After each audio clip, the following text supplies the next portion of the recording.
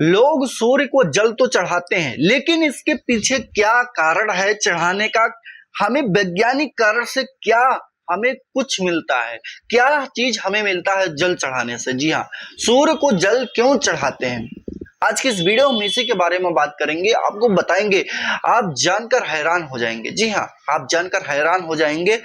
चलिए हम जानते हैं कि सबसे पहले इस बुक में जो लिखा है, मैं इसको बताऊंगा लास्ट में। इस बुक में जो लिखा है, पहले हम जान लेते हैं कि इंटरनेट पे क्या है, एआई क्या कहता है, हमारा गूगल क्या कहता है। गूगल पे जो रिसर्च करके जो मैं बताने जा रहा हूँ कि लोग सूर्य को जल क्यों चढ़ाते हैं। जी हाँ, सबसे पहले हम जान लेते हैं कि वैज्ञानिक कारण, यानी कि जब हम तांबे के लोटे से जल चढ़ाते हैं तो पानी की गिरती हुई धार से सूर्य की किरणों, मतलब सूर्य की किरणें छन कर आती हैं। यह पानी की धार एक प्रिज्म की तरह काम करती हैं और सूर्य के सफेद प्रकाश को 7 रंगों में विभाजित कर देती हैं। ये 7 रंग जब हमारी आंखों और शरीर के संवेदनशील चक्रों पर पड़ते हैं तो यह रंग चिकित्सा का काम करते हैं। इससे शरीर की ऊर्जा संतुलित होती है और आंखों की रोशनी बढ़ती है। विटामिन डी है। जी हाँ, सुबह की कोमल धूप में जल चढ़ाने से शरीर को भरपूर विटामिन डी मिलता है, जो हड्डियों और मांसपेशियों को मजबूत बनाने के लिए सबसे जरूरी है। अब बात करते हैं दूसरा, जैविक कारण। जी हाँ, बायोलॉजिकल रीजन क्या है? बायोलॉजिकल रीजन क्या है? सूर्य की किरणों के संपर्क में आने से मस्तिष्क की पीनियल और पिट्यूटरी ग्रंथि, मतलब पिट्यूटरी ग्रंथियां सक्रिय होती हैं। इससे सेरोटोनिन यानी कि खुशी देने वाला हार्मोन बढ़ता है और तनाव कम होता है।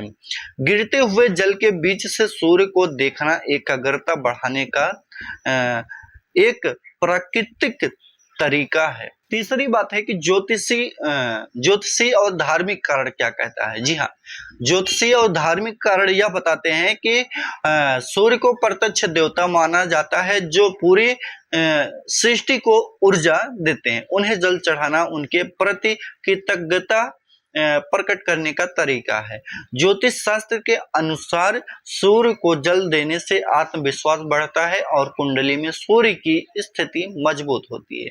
तो अब बात करते हैं कि इस किताब में क्या लिखा है। इस किताब में क्या लिखा है? किताब में लिखा है कि धार्मिक मान्यताओं के अनुसार सूर्य को जल दिए बिना अन्न ग्रहण करना पाप है। जी हाँ, अलंकारिक भाषा में वेदों में कहा है कि संध्या के समय सूर्य को दिए गए अर्घ्य के जल कर्ण व्रज बनकर असुरों का नाश करते हैं। विज्ञान की दृष्टि में मनुष्य के अंदर असुर टाइफाइड, निमोनिया, टीबी आदि को कहा गया है। यानी कि जो असुर होता है वह टाइफाइड, निमोनिया, टीबी आदि को कहा गया है। इनको नष्ट करने की दिव्य शक्ति सूर्य की किरणों में होती है। एंथ्रेक्स के वायरस जो कई वर्षों के शुष्कीकरण से नहीं मिटते, वे सूर्य की किरणों से 1-1.5 घंटे में मर जाते हैं। हैजा, निमोनिया, चेचक आदि के कीटाणु पानी में उबालने पर भी नहीं मरते, किंतु सूर्य की प्रभात कालीन किरणें इन्हें शीघ्र ही नष्ट कर देती है।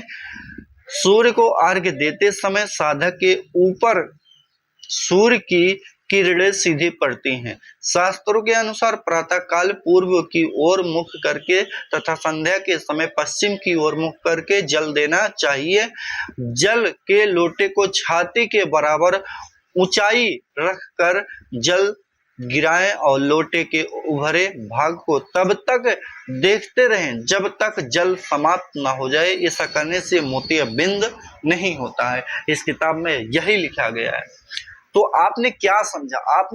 आपको क्या जानकारी मिली? हमें कमेंट करके बताइए, क्या सही है? मैंने जो किताब में बताया वो भी सही है कि जो इंटरनेट से सर्च करके बताया वो भी सही है? हमें आप कमेंट करके जरूर बताइए और हमारे चैनल को आप एक बार जरूर विजिट करें और सब्सक्राइब करें। Thank you.